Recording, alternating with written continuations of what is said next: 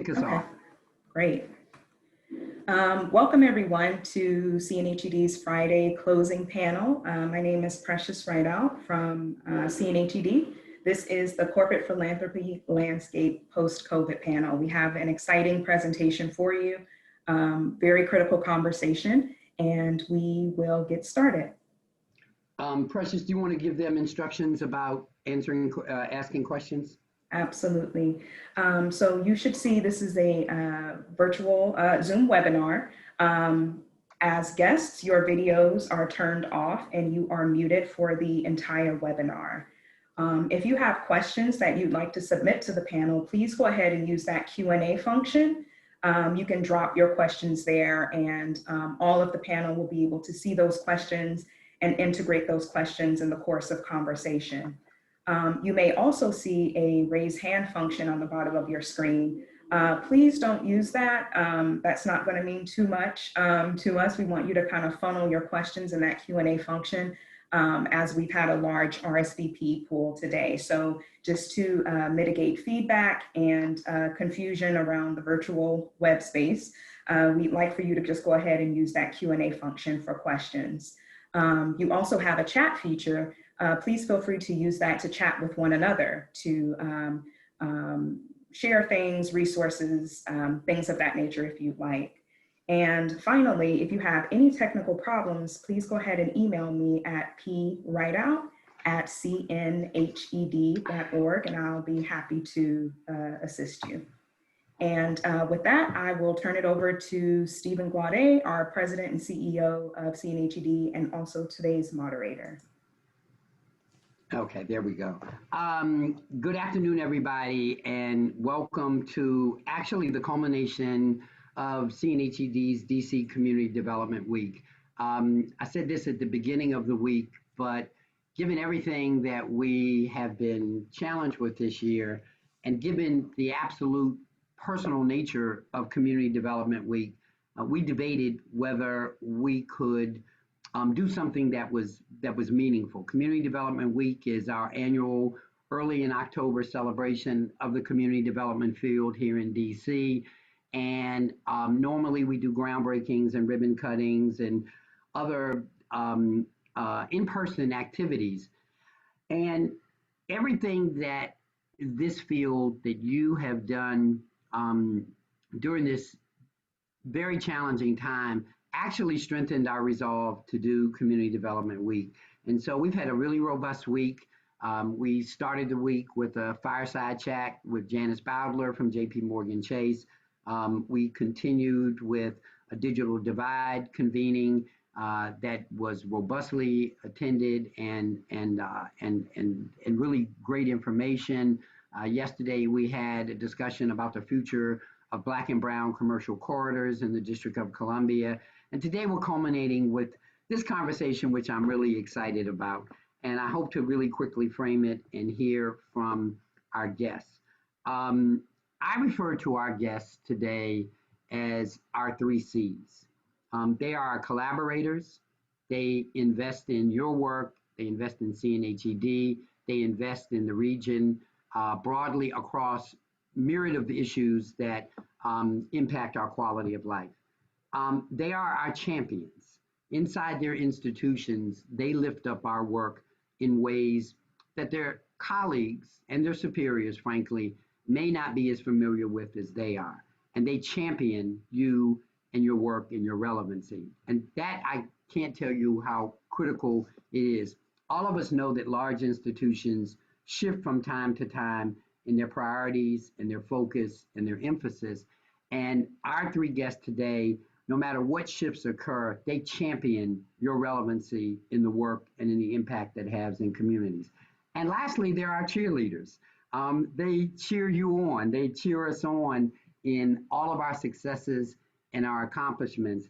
And I don't know that they are fully appreciated in those 3 C roles, but I do appreciate them. And I think that you do too. But it's important for me to kind of lift that up.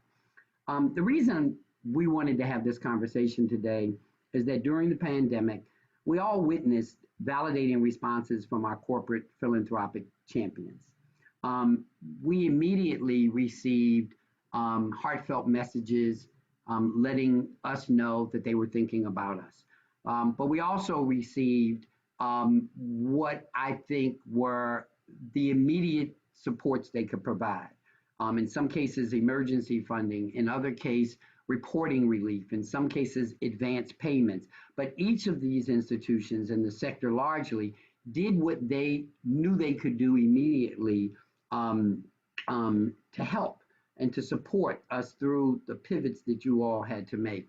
I've always said that after the first wave of shock of what this was going to mean to us, that a lot of people in our society, frankly, thought about you all who serve people face to face on a daily basis. And that while everybody was thinking about what it was going to mean for restaurants to shift from in dining to takeout services and transport systems to adjust to new protocols and so forth, after all of those immediate and kind of initial views were taken, then there was this shift to what about the people who touch people every day? And I think that the corporate philanthropic sector was amazing in trying to meet you where you were and provide the support and relief. And while we all got that messaging and we got those privileges and we got the forms of support that we got, one of the things we didn't know, and frankly just didn't have time to learn or to appreciate, is how were they thinking and how were they feeling in this moment as our corporate champions, as our philanthropic partners, and so forth. And what were they learning as a result of having to be this support system for your work in their places of operation with their colleagues and with their superiors and with their decision makers. So I thought this would be a great way to kind of close out Community Development Week to hear from them. And so today we're going to hear from Dekonti Mends-Cole from JP Morgan Chase, Robert Burns from Citi Community Development, and Monica Mitchell from Wells Fargo Bank. They are not strangers to most of you. Most of you get support from them in many ways, but know of their work more broadly. And so I'm going to ask them to introduce themselves and tell them, who you are. I'm actually, so I don't butcher your titles, I'm going to ask you all to mention your own titles. All your titles are similar, but there are nuances that I want to get that right. But we're going to hear from Dekonti, then Robert, then Monica. We're going to ask them to describe what they do with their institutions, what they're responsible for. And then I have some questions that I want to ask them, but we're also going to integrate questions that you may have. So Dekonti, can you kick us off? Absolutely. Happy Friday, everyone. And Steve, thank you for having me here. It's great to be closing out such an incredible week. My name is Dekonti Mends-Cole, and I serve as the Vice President for the Mid-Atlantic for the foundation at JP Morgan Chase. I cover Maryland, DC, Virginia, the Carolinas, and Florida. And I do our strategic grant making, really focused on neighborhood revitalization, small business growth, as well as financial literacy / health and workforce development. Robert? Great. Good morning, everybody. And I want to wish everybody a happy Community Development Week. And Steve, thank you and your team for the invite today. And really, it's a pleasure to be on with Dekonti and Monica, two colleagues I have tremendous respect for in the field. Robert Burns, Senior Vice President with Citi on the community relations side, and I cover the greater Washington market for Citi. I also cover the greater Boston market for Citi, with a strong focus on affordable housing, small business, and financial capability, and also working around our volunteer platform, as well as our impact investment fund, which we launched at the beginning of 2020. Great. Thank you. And thanks for having me, Steve. And it's great to be on such a wonderful panel of partners. Hey, everybody. My name is Monica Mitchell. I serve as Vice President within Wells Fargo on our social impact and sustainability team. And my portfolio of work includes, similar to my partners, housing affordability, financial health, as well as small business growth. And that's for the DC market as well as the Maryland market in Northern Virginia. And I have the pleasure of serving in that role with a fabulous partner, Anna Bard. I'm not sure if she's on or not, but many of you know her as well. And get a chance to lead the market in that work, and sort of right now in a more informal, but hopefully more formal to come role, identifying ways that we can layer in racial equity across the work that we do. And just in this moment that we're all living in the midst of COVID-19 and a summer full of uprisings and a reckoning with, how we leverage our communities and our resources, identifying how, our institution can take the lead on creating the society that we know we all want to live in. Thank you. Great introductions. So my first question is, and I'm going to give you all license to reframe the question in any way that I may not get exactly right. In preparing for this, I tried to, which is impossible to do. I tried to parachute myself into your beings and into your roles. But Monica, I'll stay with you and then work around. Can you describe in ways that you think are instructive what your institution's response to COVID was? What impacted you all? How did you kind of see the need to interpret and pivot and so forth? And then we'll walk away. Thanks, Steve. So, after probably fourth quarter 2019 was all planning for 2020, and we all had our planners and high hopes. Really quickly into 2020, we recognized probably in late February, as we saw COVID's impact across the world and its imminent impact here, that we really had to think about how we approached our giving in ways that offered as much flexibility as possible to our community partners. So one of the almost immediate changes that Wells Fargo made was redirecting our philanthropy, $175 million, to COVID-19 community needs and relief, and deploying that philanthropic support in ways that allowed for broader general operating support versus more specific programmatic support, especially as nonprofits were even just trying to figure out how to deliver their programs, how they were going to move to, a virtual platform, whether or not they had the technology to even move to a virtual platform, and then on the receiving end, if clients had that technology. So, I think that in many ways, responding to COVID-19 probably propelled all of our industries forward 5 to 10 years, and where we knew we all, aspirationally wanted to be from a accessibility standpoint and things like that. And we just really had to respond quickly to those needs. We, in addition to, or as part of that COVID-19 response, identifying that we really needed to ensure that folks were able to stay housed, with work in many cases shutting down for folks, or people being displaced and laid off.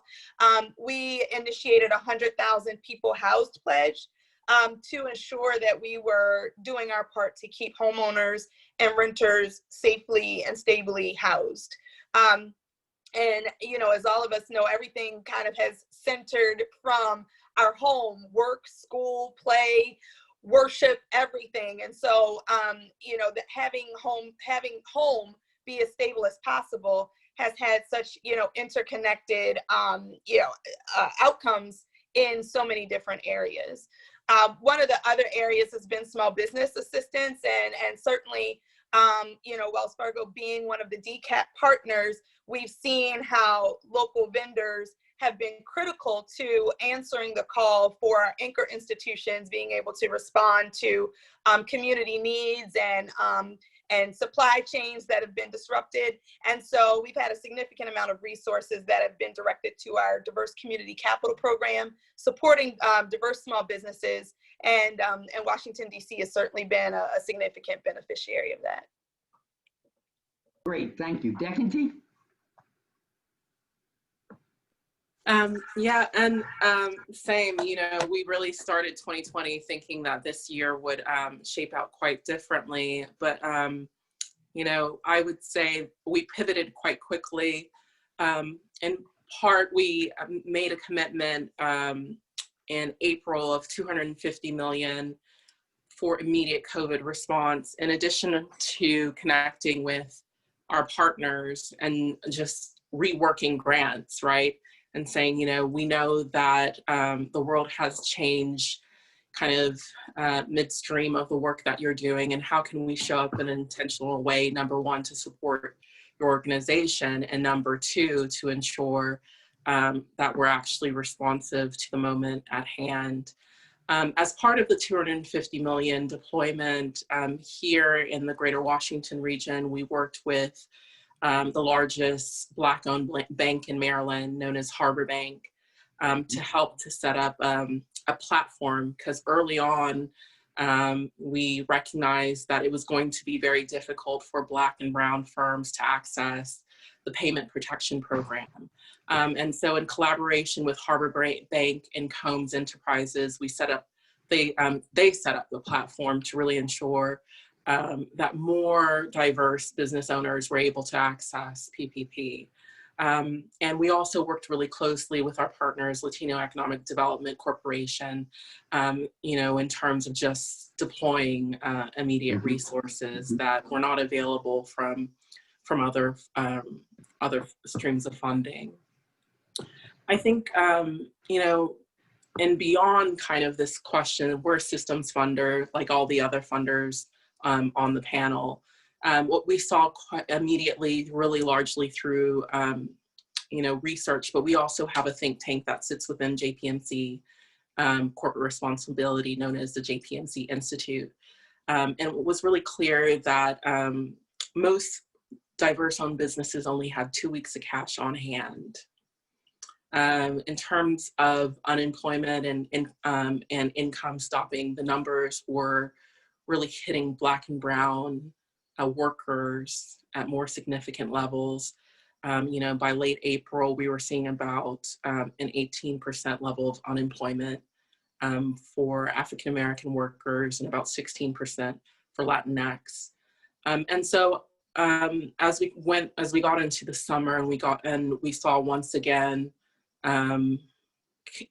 police brutality in this country, really raising this question around deep structural inequity as a firm. The systems question was not just to respond to this moment at time, and recognizing that it was going to have longer term economic impacts that were rooted in racial structural disparities. And so yesterday, as part of this broader conversation about really the dual crisis that we're living in, right? We're living in both this immediate pandemic, but also the crisis of sustained systemic racism that makes the health crisis even more horrific for Black and Brown communities, that we had to much more intentionally go into the systems piece. And so as a firm, not just Philanthropy, but as the firm, we made a $30 billion commitment to addressing structural racism. And that's across our lines of business and CR for the next 5 years. Really thinking on how do we address the racial wealth divide that has allowed for the disparities in this country to really reveal itself in this moment in time. Great. Robert? Thank you. A lot of the action reflects similar to our peer institutions. First of all, we were reaching out to local partners and asking a question that would seem pretty obvious, but we fund on a programmatic basis, and we asked the question, could you use this as general operating support, which suspected the answer would be yes, and almost unequivocally that answer was yes. I was proud of the fact that we did that quickly and that we were able to make that unrestriction fast. The other part of that was to do some additional support for two of our local CDFI partners, Latino Economic Development Corporation and WAKIF, both in DC, to supplement their ability to help on the small business side, which my partners have said really well from Wells and JP Morgan Chase. Another thing that we did, which I was proud of, and I know other banks have done similar, we were a lender doing the PPP loans, and we were fortunate that off of that, we did receive some proceeds. And we said early on we were going to dedicate our proceeds to the philanthropic side of Citi, and we were able to do that. And I suspect sometime later this quarter, we will hear some announcement about some awards related to that money, with hopes that there may be further money in the future. Another nuance of this is figuring out how do we move our volunteerism to what we're doing right now, to a Zoom format, and where could we work with partners differently? And I think it's fair to say we're all evolving in this way still, but how could we give our employees exposure to our partners? Because we heard, and this may resonate with Wells and JP Morgan, more employees wanting to engage on the volunteerism side, particularly being at home and wanting to engage more in their community, because I saw that as a real plus coming out of that and something that I hope sustains. But we have been able to do that with a number of our partners. And echoing and building upon something that Dekonti said, about 2 weeks ago, we announced $1 billion commitment related to action for racial equity. And that isn't on the philanthropic side, it is across the business units at Citi and building on our core strengths, but recognizing that through the long course of history here in the United States, that race has played a huge role in individuals of color not being able to access products or access accounts. And we are broadening that across multiple business lines and be able to do that.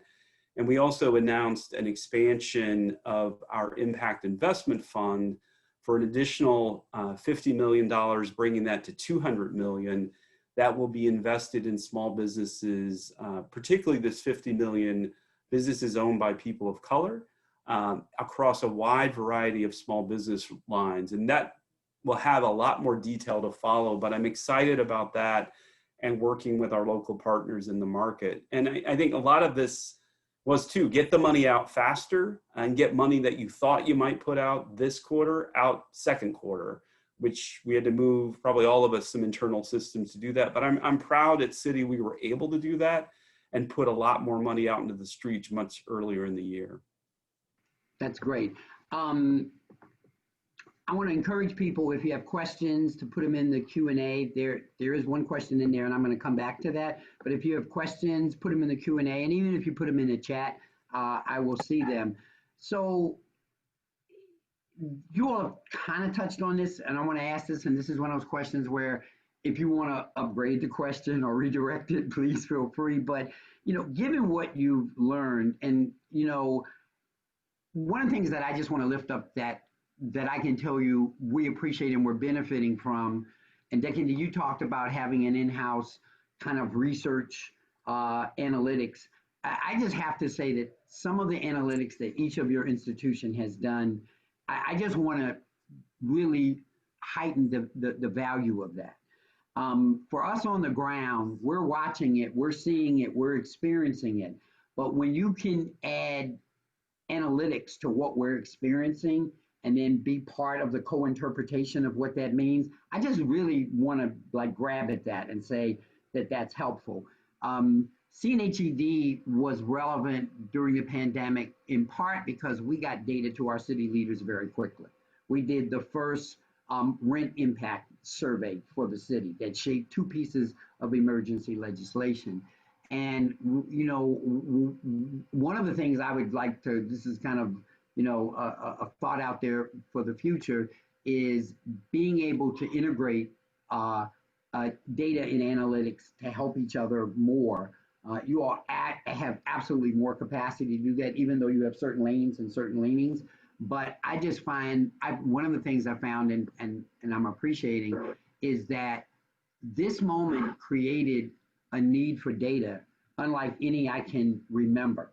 We knew devastating things were happening, and we felt them on an operational and an emotional level. But what allowed us to matter in the moment was having access to data. So I just wanted to lift that up. But the question is, how are you viewing market needs and adjustments going forward? Dekonti, I'll start with you, then Robert, then Monica. And I think, you know, we're in the moment of really still pivoting to understand what are going to be the long-term implications of this crisis, and particularly the economic aspects of that. And so, you know, going back to how we're aggregating information, part of it is really just doing deep listening sessions. And so it's not just working with our grantee partners, but also finding out new pathways to connecting to clients and community members and really understanding, you know, what's happening on the ground.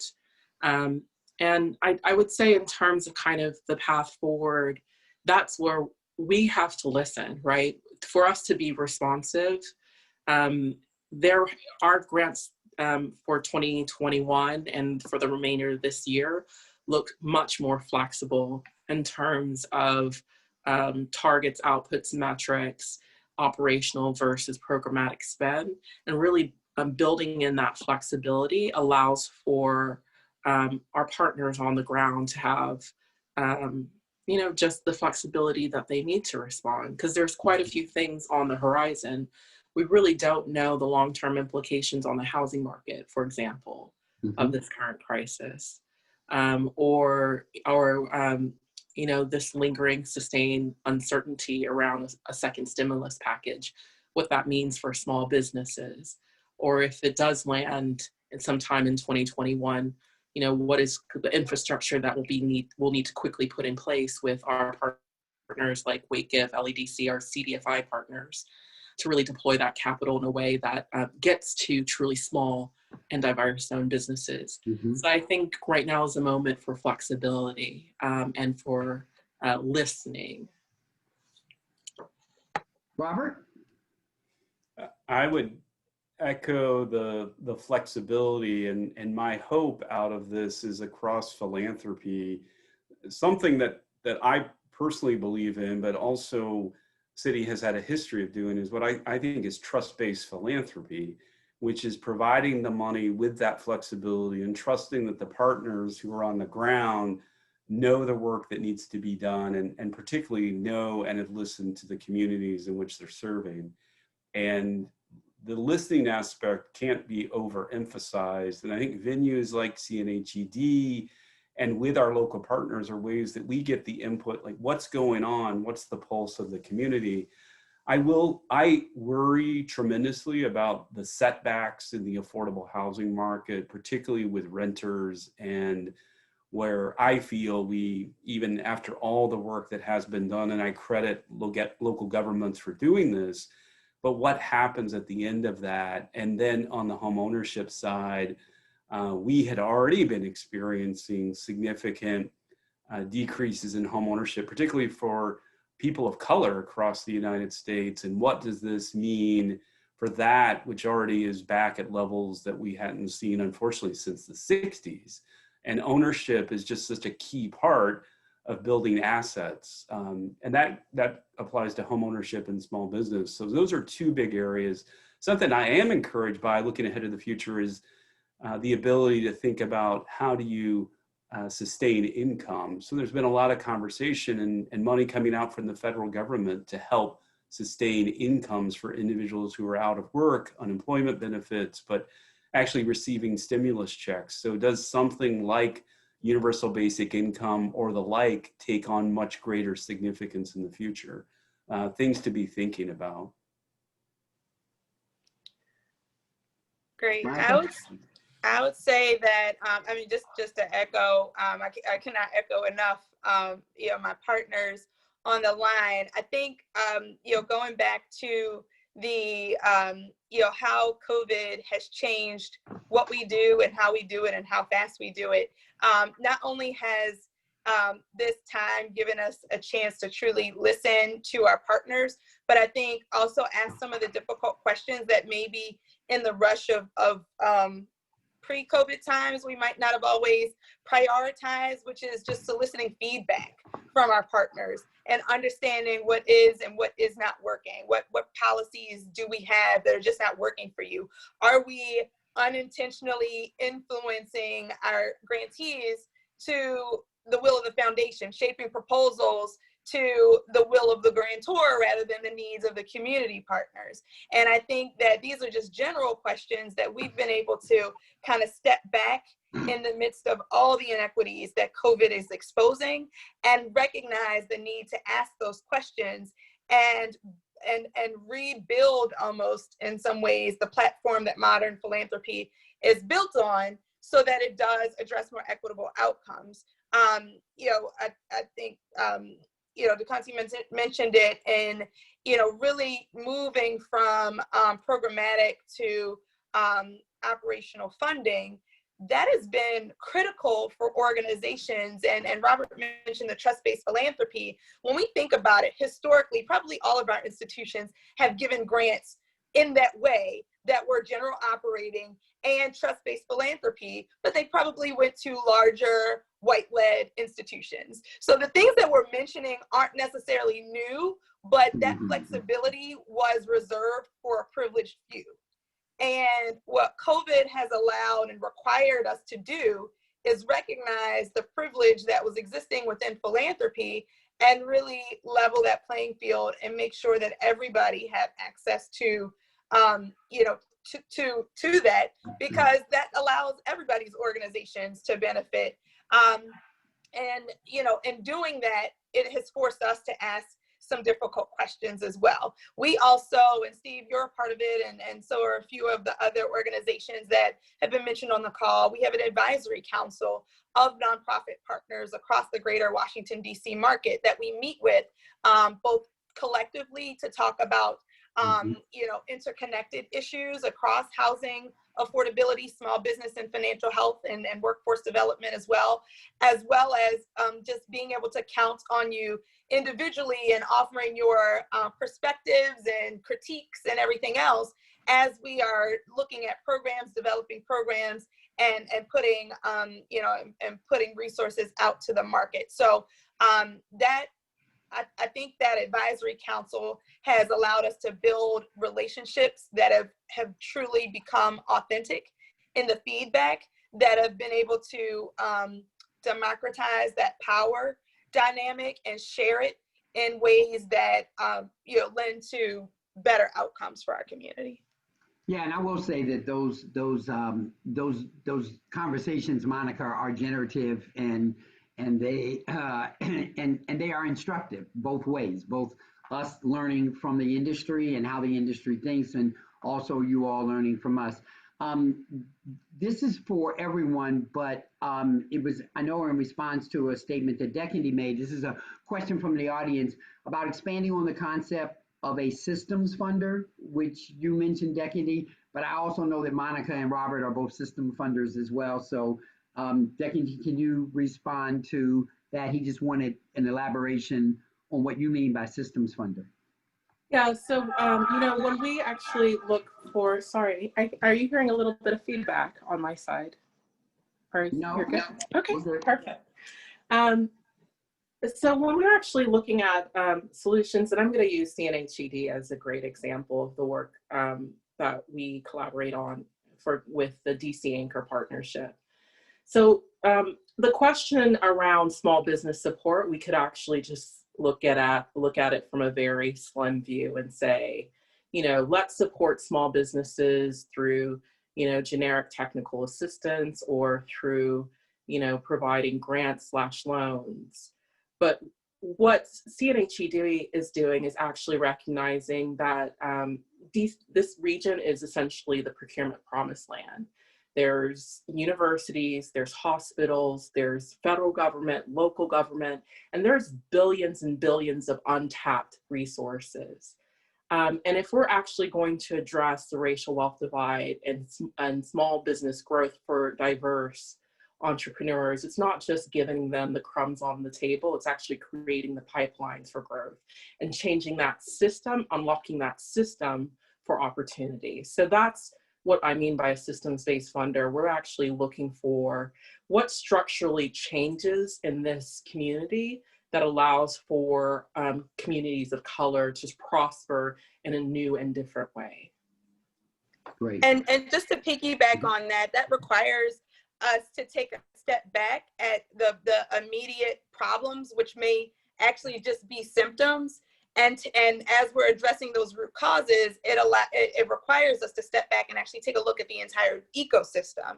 And that, I think, is the beauty of the DC Anchor partnership, is that it looks at that full ecosystem. And honestly, I think when you take a look at it that way, DCAP happened to help solve for some of the problems proactively that that we fell into, like disruptions to major supply chains. So, as hospitals and universities all of a sudden saw their shipments stopping from other places in the world, you had these vendors, these local vendors that were able to quickly step in. And so thank goodness that the DCAP had been operating for a few years and had been convening and getting that plan and action into place. When you take a systems approach and look at the entire ecosystem, it's amazing that we can also be proactive on some of the problem solving as well. Great. Robert, I don't know if you want to add to that. I would agree with both panelists in this. I think the one thing I would say, I think it's easy, or had been easy in the past, to think of things isolated as a single cause, which is just, we all know that's not the case. So this is a much more comprehensive approach, and it makes sense. And I agree, DCAP is an excellent example of thinking of it from a systemic standpoint, and something that also is going to have longevity. That's the other piece of it that I really like. Mm-hmm. So I do have one more question from the audience, but I'm actually kind of making this question up in a moment. And Monica and Dekonti and Robert, I love the fact that you tell the DCAP story better than I do. I'm going to steal some of your talking points for higher level pitch and marketing. But each of you talked in really big ways about what disparity and racial equity means to your institution. And it's got to be music to the ears of the world, to have such large institutions unfettered about talking about it in these direct terms. And it makes me want to ask, and it may not be the right question or framed the right way, but what guidance would you give to our service sector to heighten its focus around racial equity in order to literally be compatible with the future directions and commitments that your institutions are leaning? I mean, what your institutions are doing, it's not just licensing, it's actually self-mandating, that you be a bigger part of the solution, that you drive things in new ways. And it just feels to me that has to have some backward implications for the service sector. And I'm wondering if you have any reflections on that. Robert, Monica, then Dekonti.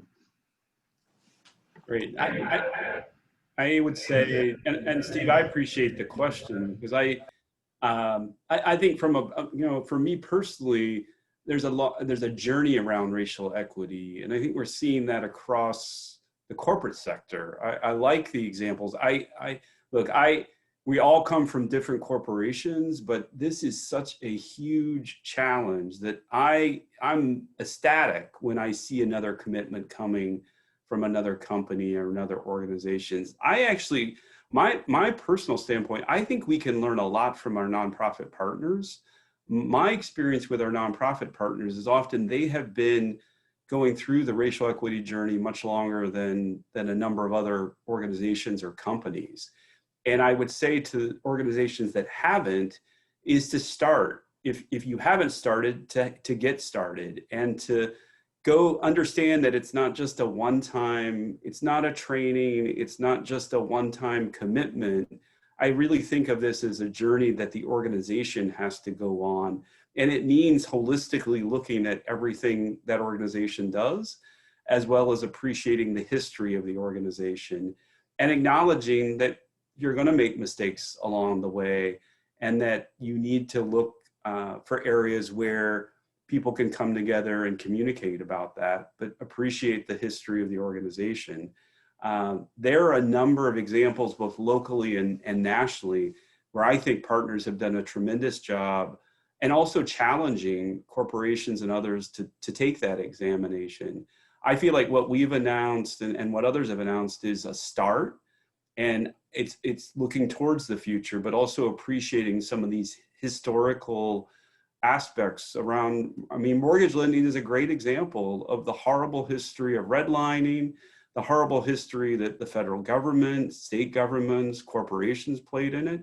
And we all got to acknowledge that. And we got to move into the future. Like, what do you do about it? So when I look at the commitments that we and others are making around mortgage finance, it's a start, and we've got to continue to do more in the future, but really be open to that examination. Great. Monica? Yeah, so we have I serve on the board of an organization based in Baltimore called Associated Black Charities. And they do work within Maryland, but also across the region, and work nationally, focused on, creating equitable policies and practices across business, politics, and corporations. And we work with them to commission a racial equity tool called the 10 Essential Questions for Philanthropic Grant-Making Policies and Procedures.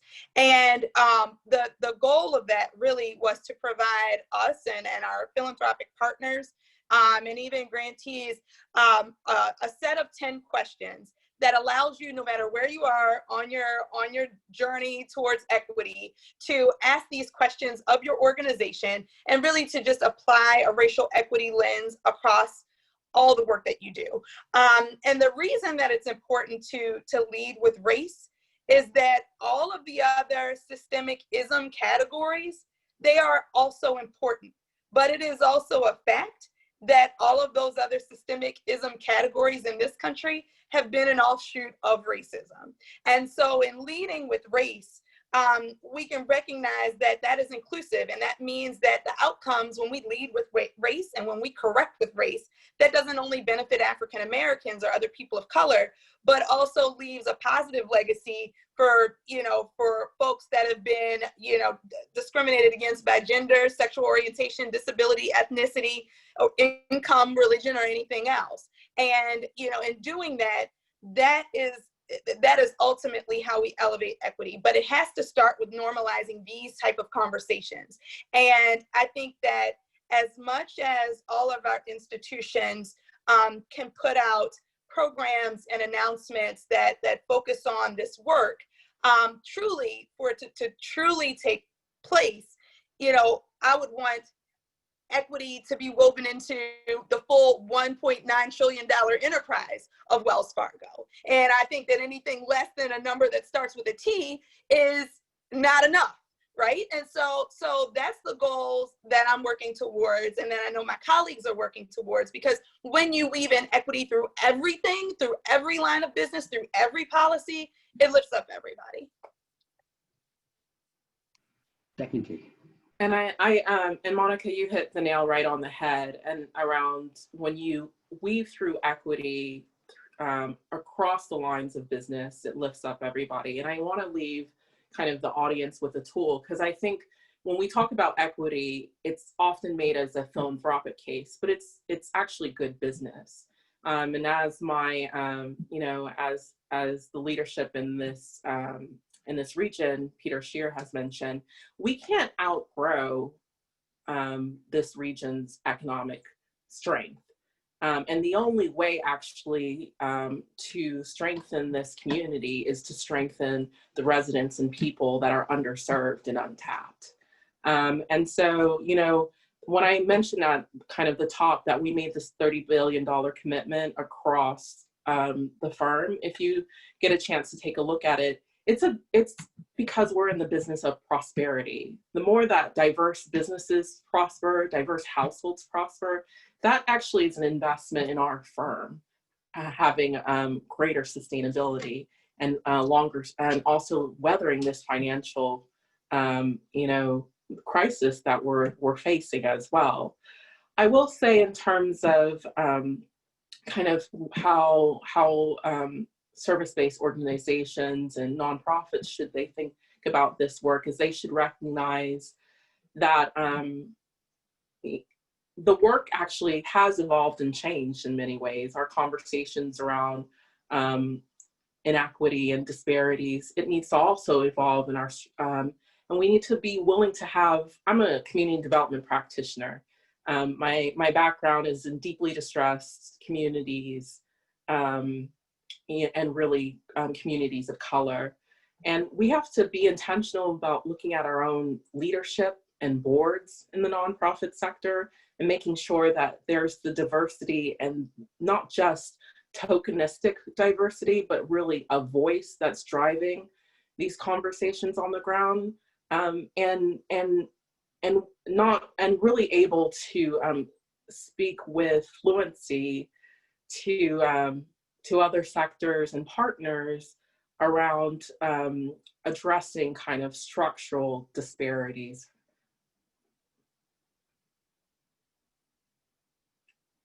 You're on mute. We have a question from the audience. Normally I just leave my mic off and you hear the engines outside my house and everything. I've been working on muting myself when I'm not talking. Not my typical move. So Debbie Winston asked, speaking of metrics and analytics, how has the reporting requirements for nonprofit partners changed or become more flexible? Each of you mentioned that in your earlier comments, and this is a question that was in the queue. So you all, I'm not going to call names. You all can just dive in and respond to that question.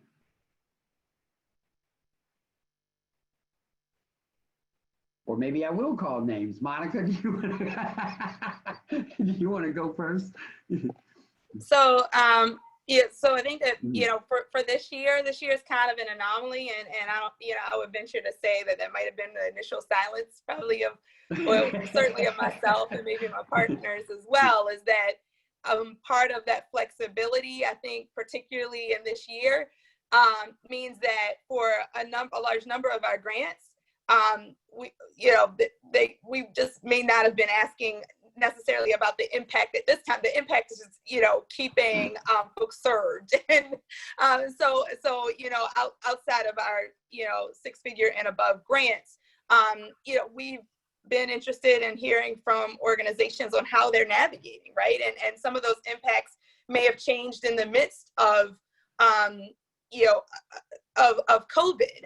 What might have been, number of folks, served, as an outcome in March may have been number of individuals successfully connected with technology to participate in the program in August. So, so I think one is just the acknowledgement that some of those measurement impacts in this environment may have changed. I think going forward, we're really looking at how we measure impact, and are we solving first of all, are we asking the right questions and collecting the right data, and towards solving towards systemic issues and solving for root causes. So that's really required us to take a step back and look at the questions that we're asking to identify if they're really providing us the outcomes that we want. And also recognizing that there may be a need for more multi-year funding. We can't expect an organization to solve in 1 year a problem that has taken decades, if not centuries, to get us into, and then, expecting an organization to correct that issue in a year. And so I think it's required more questioning on the funder side, quite frankly, but also I think it requires feedback and insight from our nonprofit partners in recognizing and hearing from them, you know, the root causes and what those impactful measurements are. And I think, you know, I know our organization is certainly open to suggestions, you know, for organizations that are willing to provide them. So I'm gonna have others respond, but I gotta respond to that, Monica, because I remember not the year, but I remember the era where institutions like yours begin to hire people like you who could actually lead them to think about systemic causes. And there was a moment in time that I remember where the conversation changed, and suddenly the press was around systemic causes. And then right following this elaborate, eloquent description of the systemic causes that you all wanted fixed, there was also the statement, and we'd like to see outcomes in 12 months. And we went through a period of saying, okay, this is not like measuring up. So I'm glad to hear that evolution of thought has happened, and it's probably thanks to people like the three of you that it has It's happening. I don't want to overstate it. Because I remember that period. It's like it was a couple years. It's like, okay, these conversations are different, but there's all this elaborate discussion of systemic causes, and we're all proud of our appreciations and interpretations of systemic causes. But the other side of it didn't change too. It still was, and we need to see outcomes in 12 months. Dekonti or Robert, I don't know if you want to respond to the same question. Yeah, I would agree with Monica. I think our hesitancy at the front end is more on today. This year is a very different year, but I do think we can learn a lot from it. It does get to to me, it's patience around outcomes. That most outcomes are the recognition is going to take a very long time to achieve what ultimately you're hoping to achieve. I'll just say one thing that I was privileged to be part of recently. There's a really great group that Urban Institute leads across multiple nonprofits called Measure for Change. And it's a lot of leaders across the nonprofit field. And we're a small part of supporting that. Most of the support comes through Lindsay Buss and his colleagues at the World Bank and the folks at Urban Institute. But they recently held a session around measuring changes in equity, which I think is a really important discussion. It ties back to something we were just talking about. But as organizations look at things from an equity lens, how are we going to measure that in the future? And I do think that is part of a discussion that is already starting. And we as funders have got to really be cognizant of that. If we're doing all these other aspects around racial equity, is what is the measure we're really looking for? But my suspicion is, given the substantial history that comes before it, it's going to take a lot of patience to actually get there. And I'm, just speaking as self, but that we have to be cognizant of that, and we have to recognize that moving forward. Great.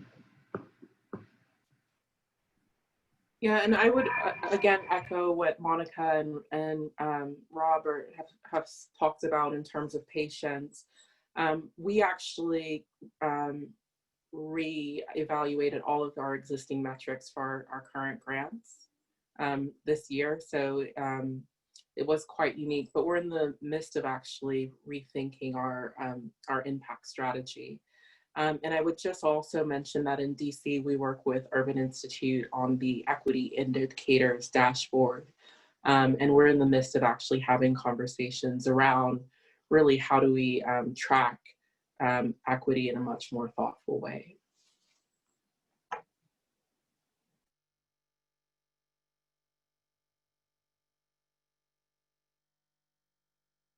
Hey, Steve, you're on mute, actually.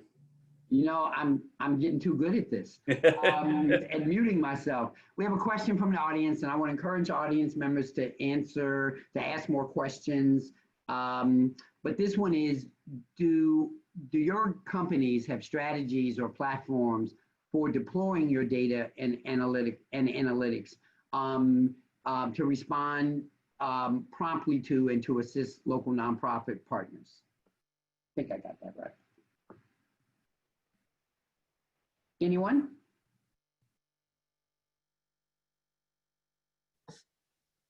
I would say, so our I guess the question is, if there's a local data request, is there a way to connect to our institute? And And it's interesting because we do have localized kind of anonymized data. And so, you know, reach out to me if there are questions in that space. But in terms of actually extraction that's beyond what our institute captures, we also, through our employee engagement and volunteerism program, have really breadth and depth to leverage our data team to really solve a nonprofit problem. So really to start with the question the nonprofit has versus like, what data do you have available? So I think that's also another avenue, is just connecting at this moment with our virtual volunteering programs as well.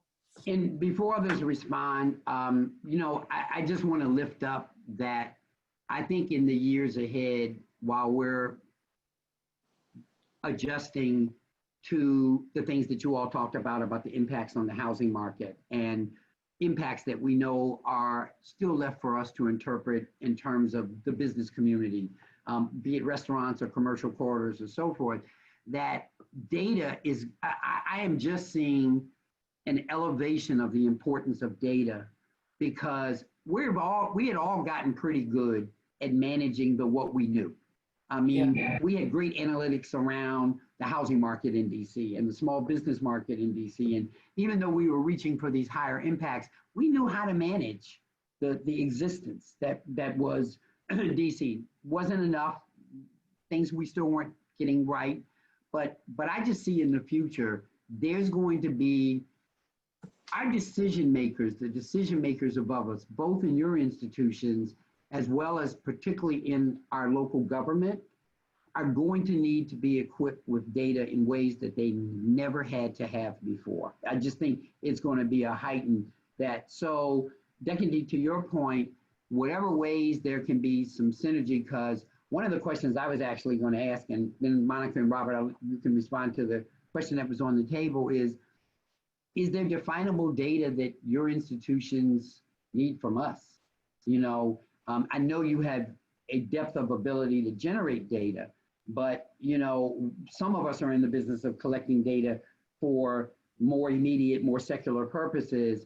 But, you know, if there's data that you think is relevant for us to pay attention to assist in our partnering relationship with you, it would be good to hear that. But I just want to lift up the fact that I think, at least for the next probably 2 to 4 years, it's going to be really important to have good data to provide to decision makers, particularly in the public sector, who are going to have to allocate scarce resources for 3 to 4 more years to come. But Robert and Monica, I don't know if you want to respond to the question that's on the table. You know, we do have data we share with partners, and for some programs that we offer that have a philanthropic component, one of the things we ask up front when we've got cohorts of organizations from across the US is, are you willing to share your data with your peers? And almost unequivocally, people say yes.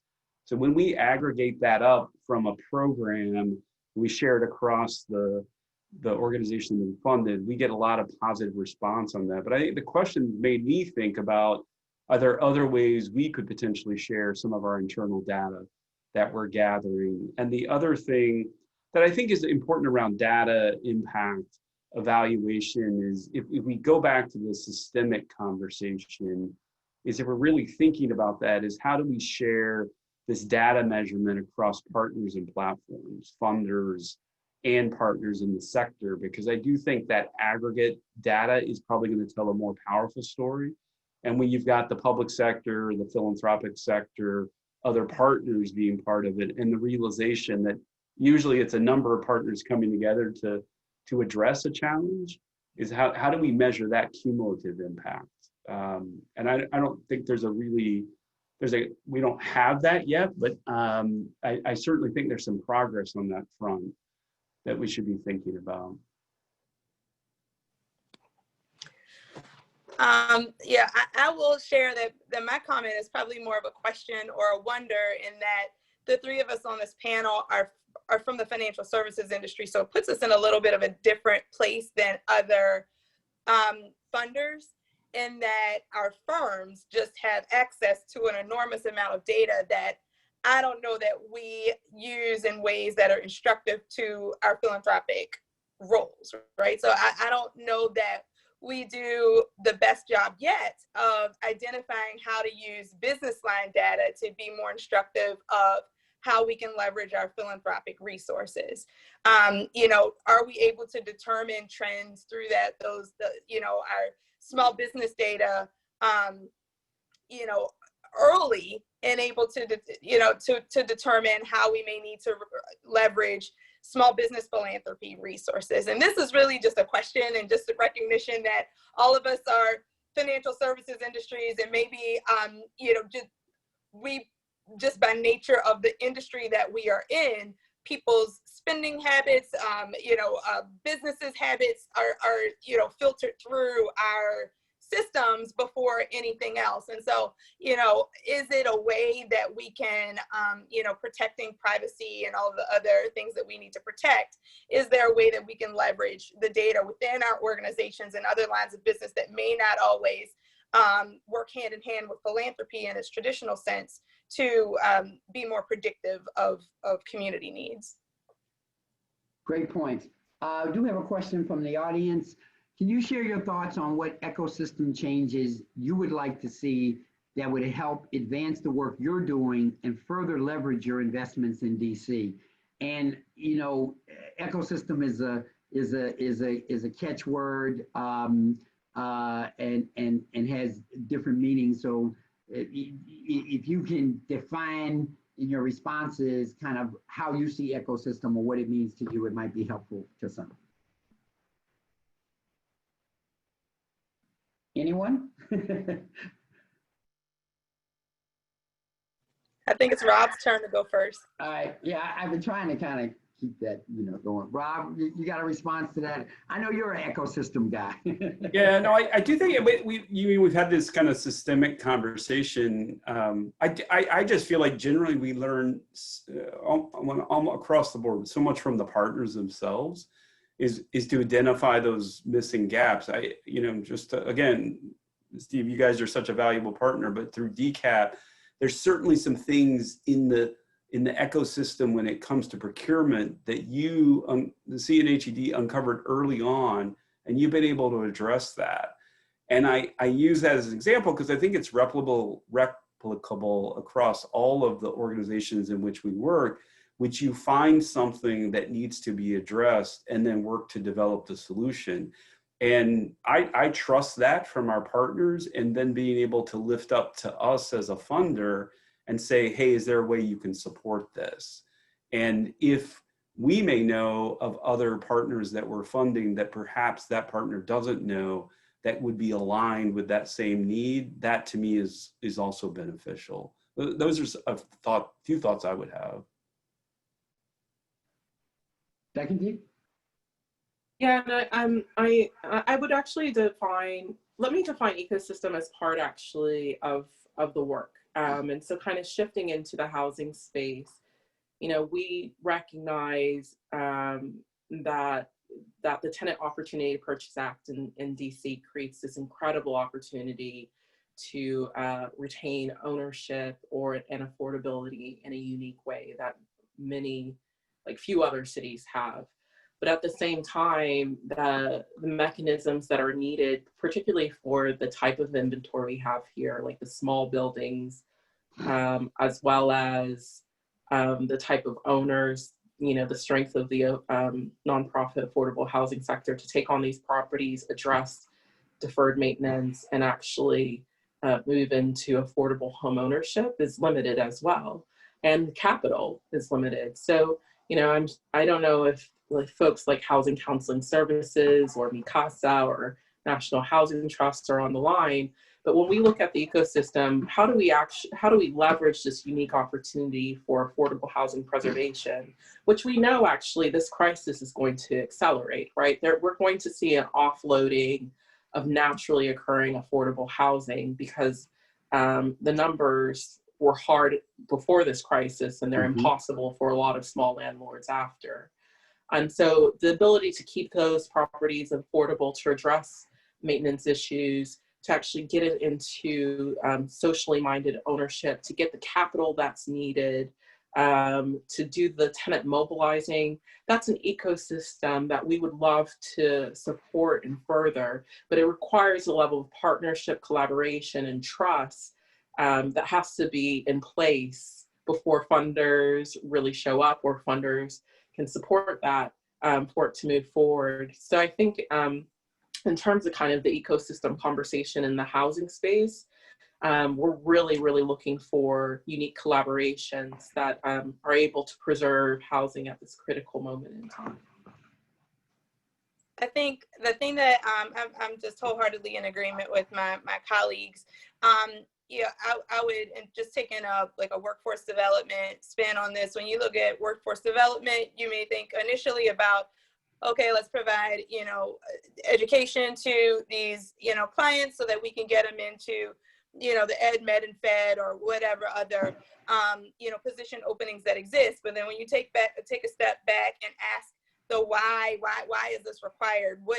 And what systems fail to create this problem to begin with? That's when you're able to step back and take a look at, there are probably also municipal policies that created some of these issues, education, employer, hiring, HR policies.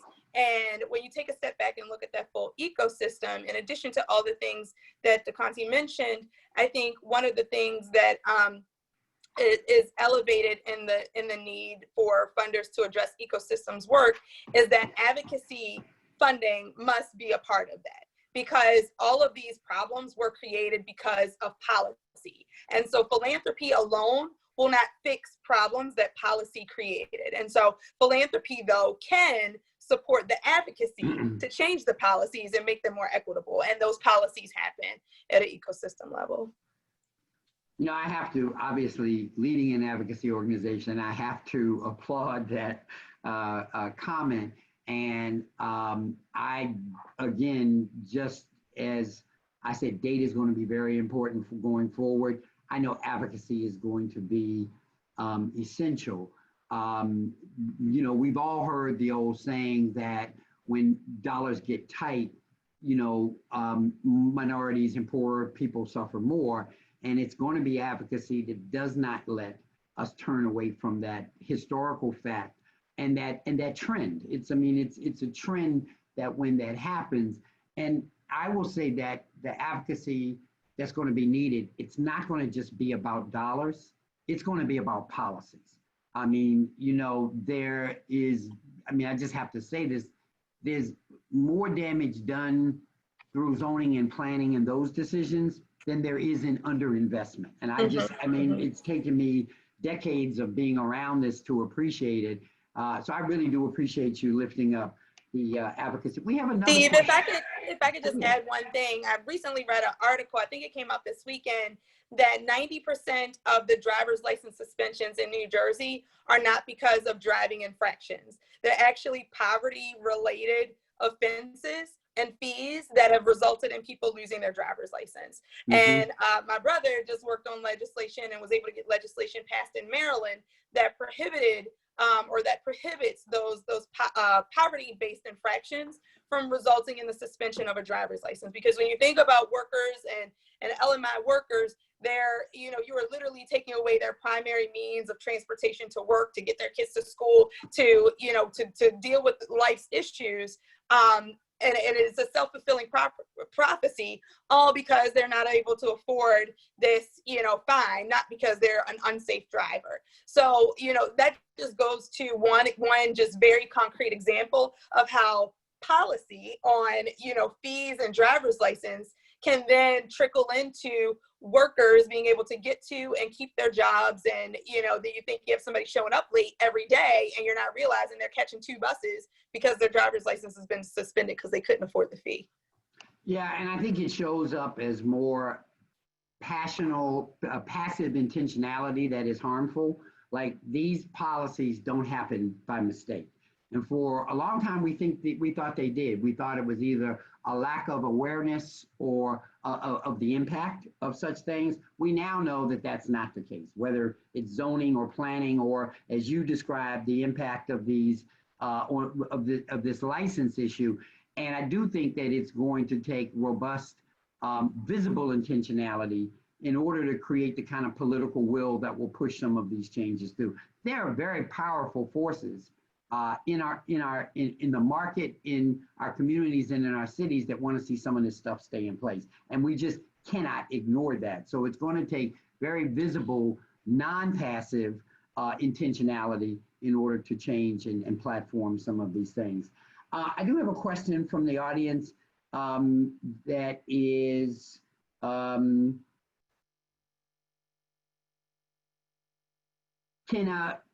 an upstart, meaning startup nonprofit who has a fiscal sponsor, benefit from some of the programs that you manage? And part of how I'm interpreting is that the person asked this is part of a startup nonprofit. Using a fiscal sponsor doesn't probably have a lot of capacity yet. And I believe they're asking, is there a place at the table in what you do? I have some answers, but I'm gonna let you all take a first crack at it. Monica, do you want to go first, or does anyone else? So we do.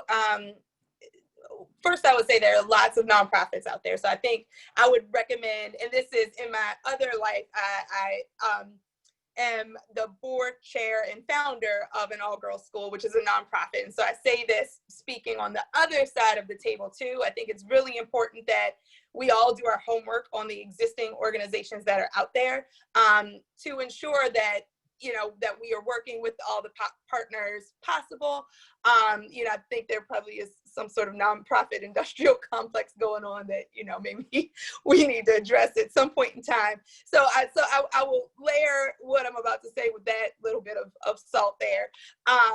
But historically, we did not, we preferred not to receive applications from organizations that had fiscal sponsors. But and this goes back to making sure that you apply an equity lens to the policies that you put into place.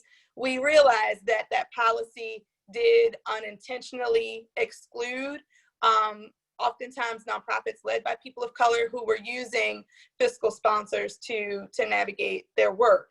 So I won't say we've necessarily opened the floodgates, but we have accepted applications that come via fiscal agents. So I think that's another way that so the quick answer is yes. We have it's on a case-by-case basis. We do, though, want to usually see a couple of years of successful operating by a nonprofit, and well-functioning board, audited financial statements. Those are things that we do like to see, but certainly are willing to have the conversation. And I think one of the things that we as funders need to stay on top of and make sure we're doing is prioritizing transformation and innovation. And through that requires us having the conversation and taking certain things on a case-by-case basis too. I don't know if anyone else wants to respond. Go ahead, Robert. We have supported groups who have a fiscal sponsor, and I fundamentally believe fiscal sponsorship is a great way for an organization to be able to get off the ground and receive the kind of support. And there are certainly local groups around the area that can provide that, but we have funded groups as part of fiscal sponsorship, and then seeing them evolve to the part that they are not under a fiscal sponsorship. But I also believe they could stay under that for a long period of time. And it's important to note that I also feel like there are groups that need that at the early stages rather than trying to go it alone. So it could be a very healthy thing for that organization and its board to make that choice. But we're very open to that, much like Monica described. Yeah, and I just wanted to chime in is that I fund organizations that are startups and work under fiscal sponsors. And I wanted to flag what Monica said about ensuring that diverse-led organizations have a seat at the table. And if we're actually trying to change the landscape, that also means our partners need to change as well. What I would say, though, is that for the fiscal sponsor organizations that are startups and have fiscal sponsors, For example, I mentioned that I work in Georgia, Atlanta Wealth Building Initiative that's really looking at racial wealth divide work. There's a lot of support, and the homework was done to really ensure a diverse group of funders as well as stakeholders are part of the conversation and what's the overall objective in moving that organization forward. So again, really making sure not just to do the homework, but to do the relationship building that's needed for showing up at that table in a really different way and having a different voice as well. So I want to put a little humorous spin on this. A couple of years ago, and I'd say this through the lens of having run 6 nonprofits in my career. I was speaking to a group of students, and when we got to the questions, unexpectedly, someone said, Mr. Glaude, you've had this, lengthy, I didn't appreciate the lengthy, but, this illustrious career. What is the last thing you would want to do at this point in your career? Not expecting the answer, I answered honestly, and I said, start a nonprofit, because there is a great challenge and kind of a tricky bait and switch, which is, you can't get money unless you have a track record, but you also can't get a track record without money. So I appreciate each of your comments. And there should be probably a more thoughtful steward system for startup nonprofits. There is a reason to start new nonprofits, to respond to new conditions and new challenges and new issues and trends. And, CNHED serves as a fiscal sponsor for an organization, and we're broadly aware of kind of it happening within the field, but there really could be a more intentional steward system for startups that address some of the things you mentioned, Dekonti, and you mentioned Monica, and you mentioned Robert. So I appreciate the question. Let me see let me see where we are.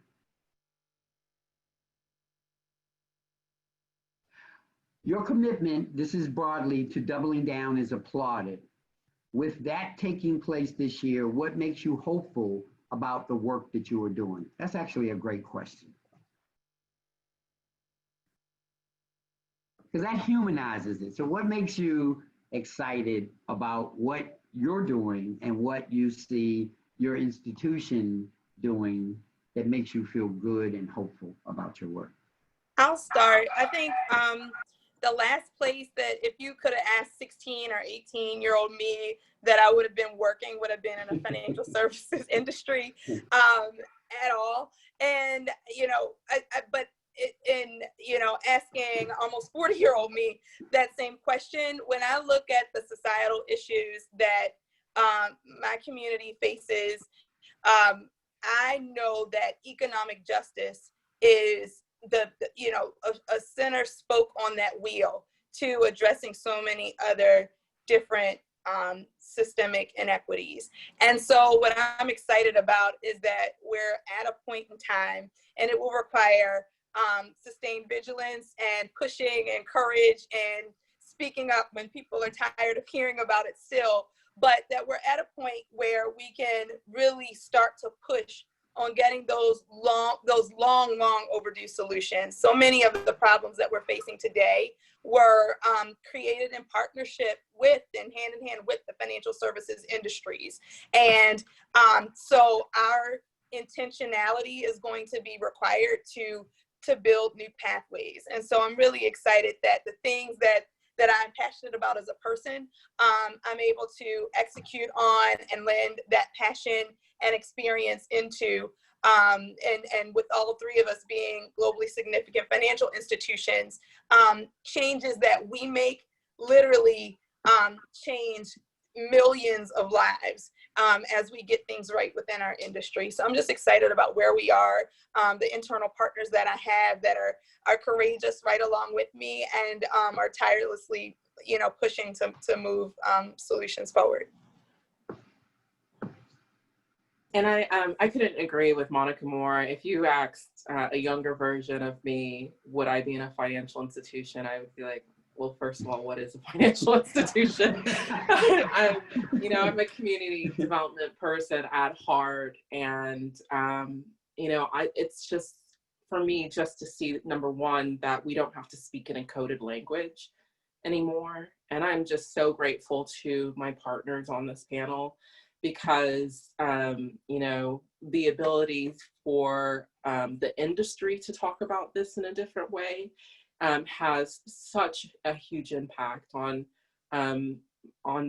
how I'm able to show up and have conversations. And I also want to just thank our partners like CNHED for the willingness to sit with our leadership. And so, you know, the announcement we made yesterday, it was directly impacted by conversations that you had when we, and it was credible because, you know, just a little bit over a year ago, you sat down with our chairman, Jamie Dimon, to talk about access and procurement. And then a little bit over a year later, and you also, as you know, are the head of our real estate that does all of our retail banking, sits on your advisory board for the DC Anchor Partnership. That changed how we showed up as a purchaser, you know, and making that commitment as well. So I'm incredibly hopeful and I'm incredibly thankful to the folks on this panel and also the folks that do this work. Great. Robert? I just feel like part of my hope is seeing what's happening at the partner level. For me, it's always meeting the folks, the clients, the customers. We used to be able to do that in person. I miss that, but the Zoom environment has allowed us to do it. But seeing the results of what you fund is always just incredibly meaningful to me. I'm also hopeful because I feel like there's been a reawakening in the corporate sector as a whole about the role the corporate sector plays. And my career comes out of local government and nonprofit before coming to Citi. And I'm very encouraged by what I see at Citi, but among other institutions that are now taking moves, making bold steps, making commitments that I don't think, I know wouldn't have happened previous.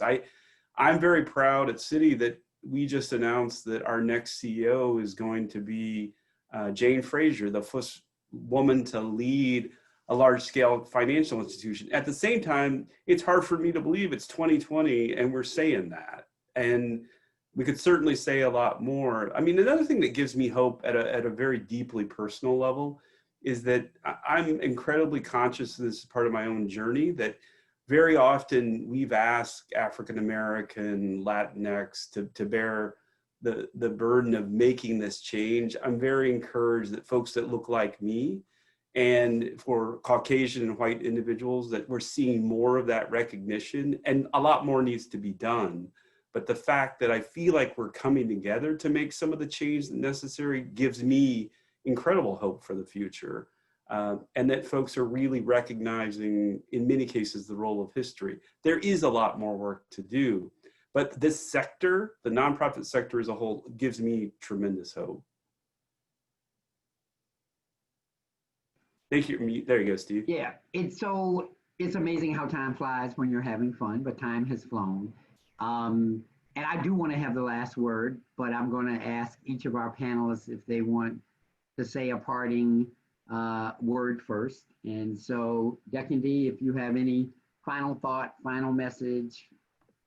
Yeah, I think, you know, I just, again, want to really thank the folks on this call for shifting the conversation. And I'm sure you heard a lot of inspiring and reaffirming things during Community Development Week. But it's keep pushing because that you are showing up in ways in this moment in time that's really transforming the future of this community. And it means so much, not just in the work that I do, it means so much as a resident in this region. Monica? Thank you. I would just encourage everybody to, as more and more people, I think, are probably going to be reaching out to you, corporations, foundations, reaching out to you for your expertise and just insight. And I would encourage you to use that power when those folks are reaching out to you, to allow them to listen, but put on them the responsibility to listen with a sense of urgency. Right there, we've all been in book clubs, and I'm going to give one more shout out to my colleague, Anna Bard. We feel the same way. We've all seen the book clubs and the listening sessions and everything else at this moment in time. But I think we all have to make sure that our institutions and organizations push forward to the action. So how can we listen actively and act with intentionality to get to solutions? So I would just encourage you all to use that power when our organizations are reaching out to you to encourage that. Thanks, Robert. I want to first say, I knew I was really honored to be asked to be on this panel and to join Monica and Dekonti. I really respect them as professionals and as friends in the field. And Steve and your team and the board, thank you for all the work that you do to uplift what's going on in DC and to bring it to our attention and to lead initiatives that certainly are making change in DC. And I would encourage, for the community of nonprofits that CNHED serves, is continue to uplift the celebratory nature of the work, the optimism for the future, and at the same time continue to educate and to challenge us and to make us aware of what the future direction is and to help us as we work within our own corporations to move that forward. But I'm always thankful for the work of the staff and the boards at nonprofits across the region. And we are incredibly blessed to have some tremendous nonprofits in our community. So I want to thank Dekonti and Monica and Robert for joining us today. I knew that there was something in this conversation that would be enriching for all of us, validating for that we are and what we do and who we are. But I strategically chose to label them our 3 C's because I knew in their commentary you would hear collaboration, you would hear them championing, and you would hear them cheerleading the work that we do and the value of our impact in our existence. The district is really fortunate. And I mean, I say this with 40 plus years of experience working with nonprofits and raising money and developing initiatives and designing bodies of work. We are really fortunate to have the 3 of them as our partners in this region and in this work. I always say about each of them that they are more than just funder. They are thought partner in the process. Each of them in their own way has, as we've designed solutions or looked at needs or looked at interventions, have not only evaluated, but they have contributed to sharpening our focus and our impact in the work that we do. And they don't have to do that. I mean, there's a little bit that's in their interest just to make it okay back home inside the company that requires that, but they go way beyond that. And they don't do it just with CNHED. I see them do it with our membership and our other member organizations that they're engaged with. So I want to thank each of you for being here today, but more importantly, I want to thank you for who you are to the District of Columbia and the surrounding region. You are making things so much better. Thank you so much for your time today and everything that you do. All right. Thank you. Thank you.